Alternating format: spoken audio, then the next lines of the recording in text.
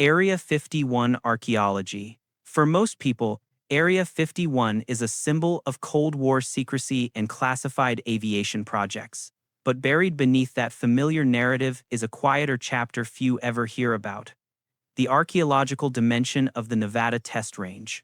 Long before runways and radar domes, this desert basin held ancient sites, petroglyph fields, habitation shelters, and tool-making areas attributed to some of the earliest cultures in North America. When the military seized the surrounding land during the 1940s, archaeologists were among the first civilian experts escorted in. What they documented has never been publicly released. The official explanation is that the research was incidental, collected only to avoid damaging culturally significant land. Yet several early researchers hinted at discoveries that did not align with the accepted timeline of human migration into the region. The fragments of information that have surfaced describe unusually advanced lithic techniques, anomalous pigments that resisted conventional analysis, and architectural traces suggesting semi-permanent structures where none should have existed. Mainstream geology attributes these anomalies to natural erosion, misinterpretation, or incomplete context. But the fragments from those early notes read like the beginning of a story abruptly cut short.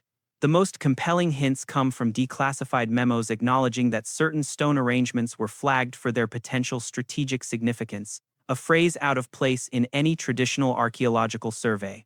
Those structures were later bulldozed, paved over, or restricted under new security classifications. If the accounts are accurate, these finds were demonstrated through field sketches, soil chemistry reports, and toolware analysis, all standard methods that should have led to peer-reviewed papers. Instead, the research trail ends in 1952, when all archaeological access to the area was terminated. Equipment was confiscated, field journals were absorbed into military archives, and the original researchers were reassigned. Their discoveries, whatever they were, disappeared under layers of bureaucracy and silence. The implications are unsettling.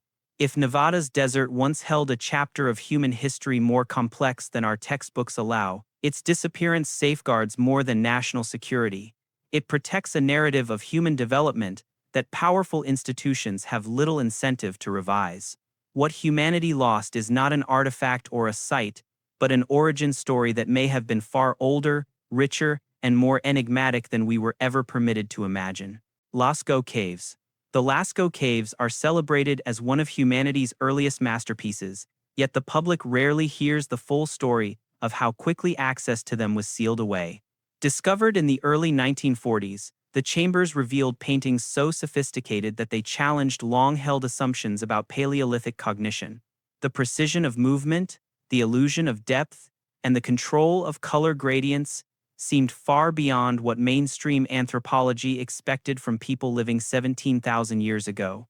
At first, scholars believed they had stumbled upon a symbolic system or ritual art, but as more chambers were examined, researchers noted patterns, geometric sequences, repeated arrangements, and what appeared to be proto-mathematical markings woven into the imagery. Initially, these observations were dismissed as overinterpretation. Yet, several independent studies conducted before the caves were closed suggested that some of the compositions mapped celestial events with surprising accuracy.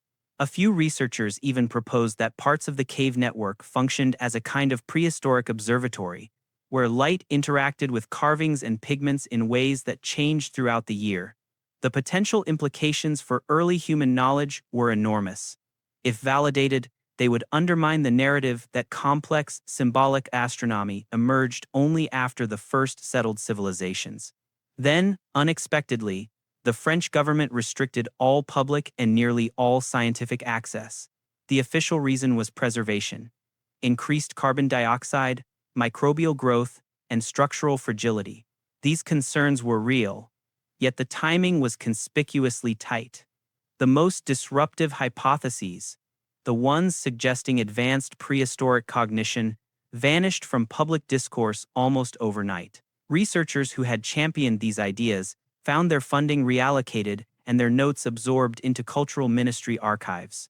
The demonstrations that once sparked debate, light experiments, pigment sequencing, and early spatial analyses now survive only through second-hand references.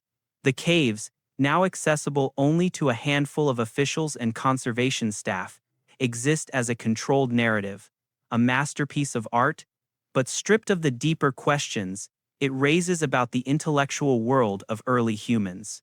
What humanity lost is the opportunity to confront the possibility that our ancestors possessed a level of knowledge we no longer credit them with. The images remain frozen on the stone, but the interpretations that could reshape our understanding of human origins have been quietly sealed away with them. Tomb of Qin Shi. The tomb of Qin Shi is one of the most heavily restricted archaeological zones on Earth, not because access is difficult, but because access is forbidden by design.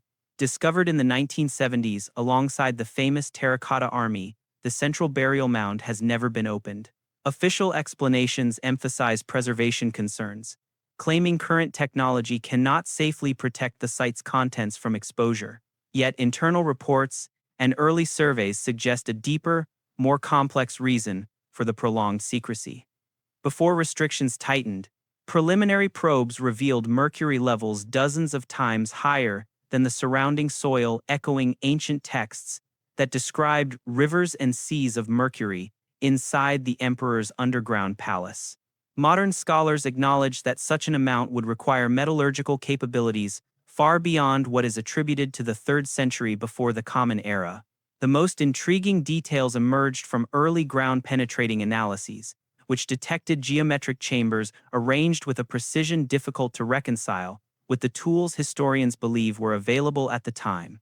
Some early researchers privately speculated that the complex contained mechanical systems, possibly traps, ventilation shafts, or astronomical alignments, suggesting a command of engineering that bordered on anachronistic. Mainstream archaeology downplays these interpretations, arguing that anomalies in the scans could be caused by natural voids or data distortion. Yet the scans themselves were abruptly classified, and further exploration was halted indefinitely. Witness accounts from the initial excavators describe pigments and materials that reacted violently to oxygen, evidence of advanced chemical sealing techniques. These discoveries were demonstrated using small extracted samples, which, according to internal memos, showed unexpected durability and metallic signatures inconsistent with known Qin-era compounds. Shortly afterward, the Chinese government declared the entire tomb a closed zone, citing the impossibility of protecting its contents from contamination. Officially, no one is allowed to enter until technology improves, a phrase that has persisted for nearly 50 years. What remains is a monumental structure, an emperor's mausoleum that may contain one of the most advanced engineering achievements of the ancient world. But because its implications threaten established narratives about early Chinese science, political authority, and technological progression, its secrets stay buried beneath tons of earth and a policy of deliberate inaccessibility. What humanity loses is not merely a royal tomb, but perhaps the clearest evidence that ancient civilizations possessed knowledge and precision we still struggle to explain, locked forever within a chamber we are not permitted to open. Vatican Secret Archives. The Vatican Secret Archives occupy a space where religion, politics, and historical memory converge. But what makes them truly impenetrable is not their vastness, it is their selectivity. Only a fraction of the collection is accessible, and even that portion is carefully curated. Scholars who have entered describe miles of shelving holding letters, codices, censored manuscripts, and diplomatic records reaching back over 1,000 years. Yet, the most consequential materials, the ones hinting at suppressed histories and forbidden technologies, remain sealed behind layers of authorization few ever obtain. Officially, the restrictions exist to protect fragile documents and maintain diplomatic confidentiality.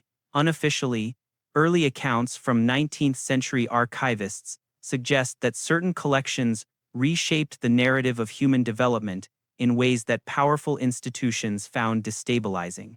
Among the rumored holdings are untranslated texts describing engineering feats from early Mediterranean cultures, accounts of lost rituals involving acoustics and architecture, and detailed field reports from missionaries who encountered technologies inconsistent with local timelines. Mainstream historians dismiss such claims as exaggerations or misunderstandings, yet several entries in the archive's own inventory lists refer to mechanical treatises of uncertain origin and instruments recovered from unverified excavations, described using language far more technical than expected for the Cretan instance periods they are assigned to. Early scholars noted structural diagrams and metallurgical formulas that appeared centuries ahead of their documented invention. The demonstrations of these findings, conducted quietly by select researchers in the early 20th century, reportedly showed materials that resisted corrosion and geometric methods, suggesting advanced surveying capabilities. These results should have sparked international debate. Yet the research abruptly disappeared. Funding was withdrawn, access permissions were cancelled, and the scholars involved later described consistent pressure to redirect their work toward less controversial subjects. Their notes, now inaccessible, were absorbed into the sealed categories of the archive. The consequences are profound. If these documents truly contain evidence of technological continuity across ancient cultures, knowledge past, hidden, or deliberately fragmented, then the story of human innovation is far more interconnected than the official record allows. Instead, we are left with curated history, polished for coherence and authority. What humanity loses is the chance to confront a deeper, older lineage of invention, one that might expose how often breakthroughs are buried not because they threaten faith, but because they threaten control. Snake Island, Brazil. Off the coast of Brazil lies Ilha da Queimada Grande, better known as Snake Island, an exclusion zone so absolute that even scientists struggle to obtain permission to enter. The official explanation centers on safety. The island hosts one of the densest populations of venomous snakes on Earth, including the golden lancehead whose venom can dissolve flesh. But the ban predates modern ecological concerns. Archival records from the early 20th century describe a series of military-led surveys that abruptly ended after teams reported structures and artifacts inconsistent with known indigenous activity. These accounts, though fragmented, speak of stone alignments, carved markers, and remnants of what appeared to be ritual platforms, features erased in later surveys, which curiously record the same areas as natural rock formations. Mainstream archaeologists argue that no confirmed human settlements ever existed on the island due to its hostile conditions. Yet, unexplained maritime maps from the 18th century show Queimada Grande, marked with symbols used for navigational or ceremonial sites rather than warnings. Early lighthouse keepers stationed there in the 1900s reported encountering worked stone, unusual metal fragments, and patterns carved into cliff faces. Their journals, preserved in local archives, mention attempts to document these features before receiving official orders to dismantle or obscure anything that might mislead future cartographers. The most compelling hints came from a short-lived research expedition in the 1950s, during which a team photographed geometric arrangements near the island's highest ridge. These images reportedly showed repeating measurements and alignments pointing towards solstice positions. The demonstration was enough to prompt a request for further funding that was immediately denied. Shortly afterward, the island was declared off-limits for public safety, and the photographic plates disappeared into military custody. The surviving researchers maintained that the carvings and structures were not only intentional, but suggested a maritime culture with a level of astronomical knowledge not documented in the region's history. The suppression here is subtle but effective. By framing access as an environmental hazard, the deeper question of who first used the island and what knowledge they encoded into its stone remains unexamined. What humanity loses is the chance to uncover a chapter of Atlantic prehistory that may connect disparate seafaring traditions, revealing that ancient navigators possessed a sophistication quietly written out of our official timelines. North Sentinel Island. North Sentinel Island is one of the last places on Earth where outside contact is not just restricted, it is violently repelled. The official narrative frames this as a humanitarian measure, protecting an isolated tribe from disease and cultural disruption. Yet early colonial records and classified notes from mid-20th century expeditions suggest there is far more at stake than simple preservation. Before the island was declared completely off-limits, A handful of survey teams managed to land briefly. What they reported was not a primitive society untouched by time, but traces of knowledge that did not align with the technological isolation the Sentinelese are assumed to maintain. These observations, mostly from handwritten logs, since photography often failed under the dense canopy, describe anomalous stonework, intricate defensive earthworks, and evidence of metal use in forms not documented in neighboring cultures of similar isolation. Mainstream anthropology dismisses these accounts as misinterpretations or exaggerations under stressful conditions. Yet, several naval officers from the early 1900s recorded seeing patterns carved into the landscape that resembled geometric planning rather than natural growth. Some even noted polished metal objects worn by elders, although their origin was never clarified. Later, Indian-led surveys during the 1960s reported fragments of alloy inconsistent with any known local production, sparking internal debates before the findings were quietly classified. The demonstrations performed on these samples suggested advanced smelting techniques or trade routes long forgotten by the outside world. Following these discoveries, official access tightened dramatically. Missions that once aimed to initiate controlled contact were abruptly ended, replaced by blanket prohibitions enforced by patrols and international agreements. Researchers who advocated for further archaeological study found themselves sidelined, their proposals rejected without explanation. The island, once considered a potential window into early human migrations, became a territorial ghost visible on maps but untouchable, unexamined, and unexplained. The consequences are profound. If North Sentinel Island preserves cultural or technological lineages older than mainstream models, acknowledge remnants of prehistoric navigation, metallurgy, or defensive engineering, then sealing it off effectively, buries an irreplaceable record of human antiquity. What humanity loses is not merely access to a protected community, but the possibility that their island guards knowledge connecting us to a far deeper, more complex human past, one the world has chosen, deliberately or otherwise, not to see. Poveglia Island. Poveglia Island sits in the Venetian lagoon, off-limits to the public and treated as a place better forgotten. Officially, the restrictions are justified by safety concerns, decaying structures, unstable ground, and the island's history as a quarantine station. Yet archival fragments, suppressed surveys, and abandoned restoration reports hint at a deeper, concealed layer of significance. Before the island became associated with plague pits, it served as a strategic waypoint for maritime powers of the Middle Ages. Early excavations in the late 1800s documented unusual foundations beneath the later building's stone blocks arranged with a precision and pattern not typical of Venetian construction. These findings were briefly celebrated before the reports were withdrawn and replaced with sanitized summaries, omitting any references to anomalous structures. Mainstream historians attribute these discrepancies to misidentification or the hasty excavation methods of the period. But private correspondence from the archaeologists involved speaks of geometric chambers, limestone cut with techniques inconsistent with the tools of the era, and traces of pigments resistant to chemical analysis. A few researchers even suggested that the original structures predated Venice itself, possibly belonging to an earlier lagoon culture whose existence is scarcely documented. Their demonstrations, small-scale reconstructions, material tests, and comparative analyses produced results that raised uncomfortable questions about regional technology prior to the first millennium. Shortly afterward, the site was abruptly reclassified.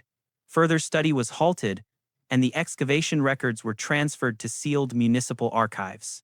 During the 20th century, multiple proposals to stabilize or restore the island's historical buildings were approved, then unexpectedly canceled after preliminary geological surveys revealed subsurface anomalies that were never publicly defined. Contractors involved in these assessments later claimed that portions of the foundation did not match any known Venetian architectural sequence, suggesting an origin disconnected from the island's recorded history.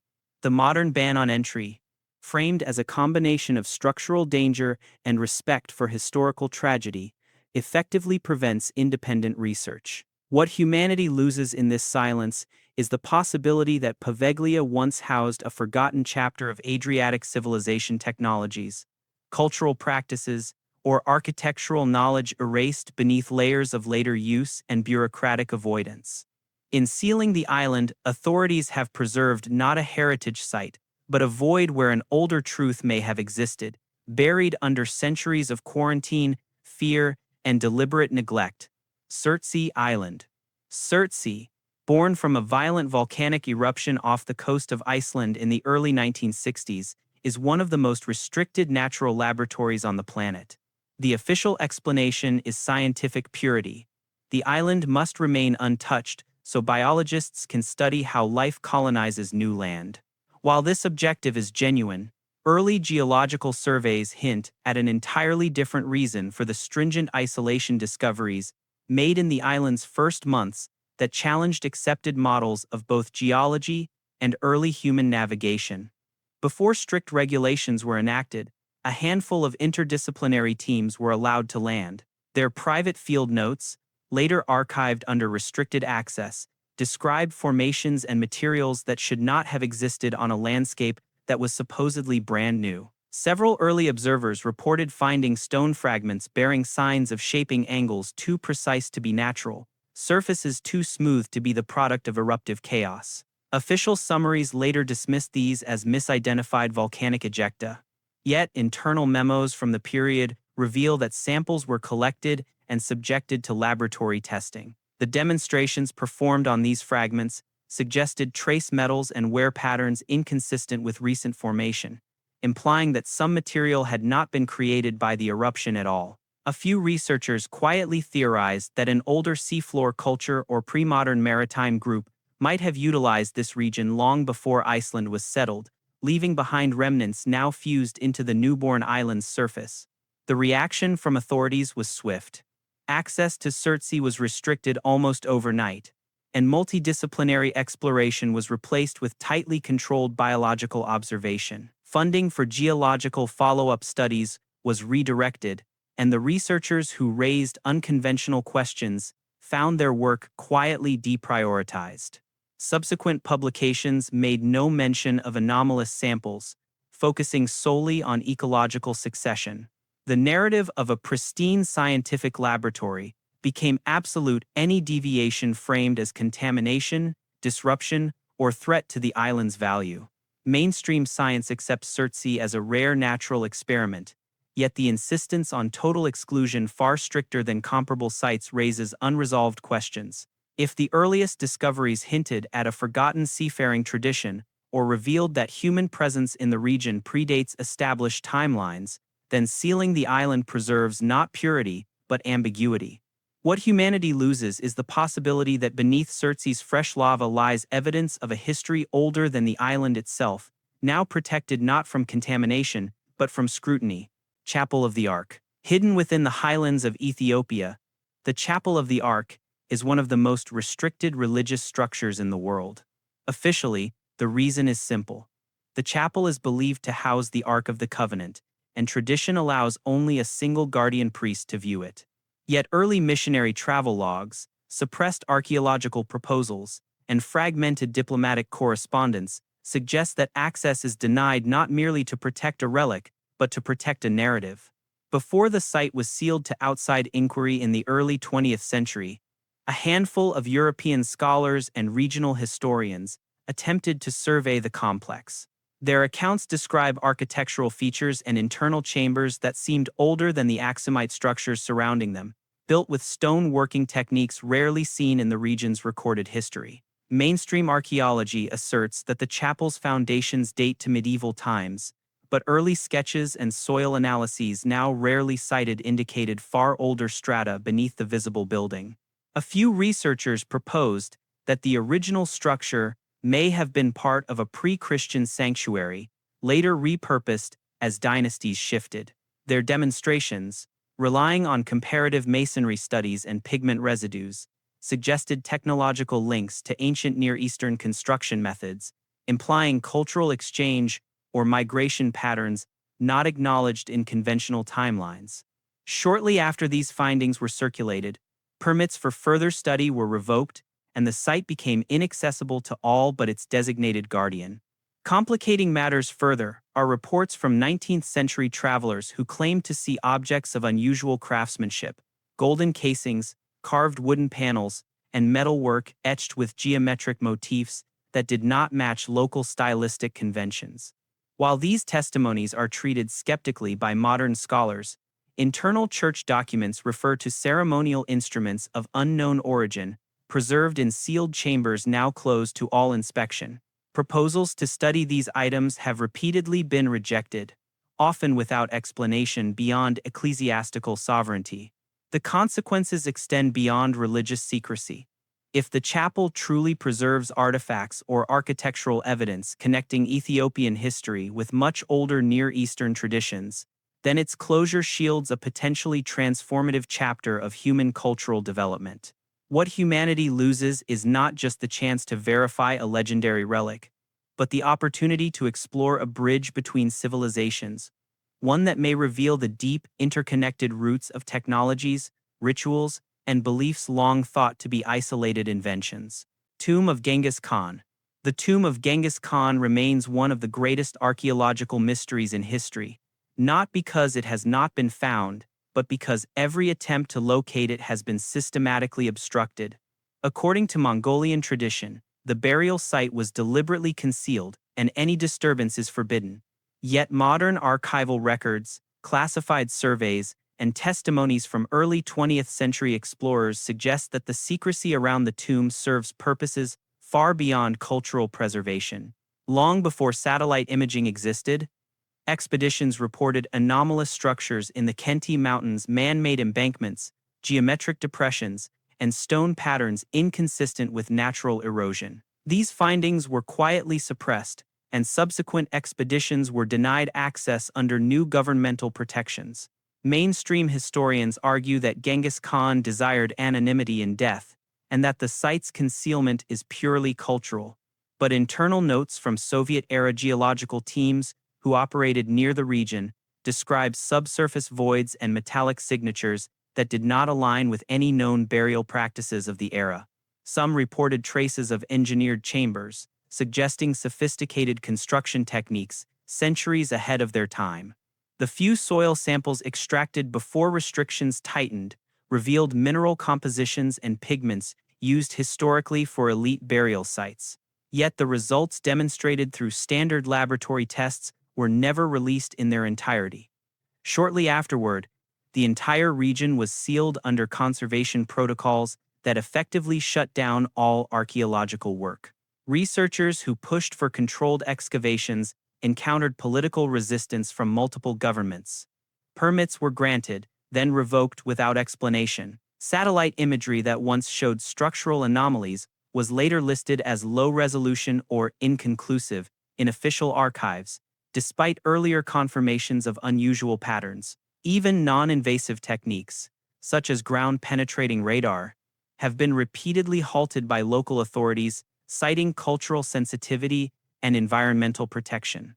The implications of what lies beneath the Khenti soil extend beyond the life of a single ruler. The tomb may contain artifacts documenting the administrative, technological, and scientific achievements of the Mongol Empire, innovations in metallurgy, communication systems, and engineering that were centuries ahead of contemporaneous civilizations. If such evidence were uncovered, it could force a reevaluation of the empire's intellectual legacy, shifting the narrative from conquest alone to unprecedented innovation and cultural synthesis. Instead, the burial site remains inaccessible, its contents sealed by both tradition and geopolitics. What humanity loses is not merely the chance to uncover the resting place of a world-changing figure, but the potential to recover a lost reservoir of knowledge, one that may show how much of history's greatest advancements were erased, forgotten, or deliberately hidden from view.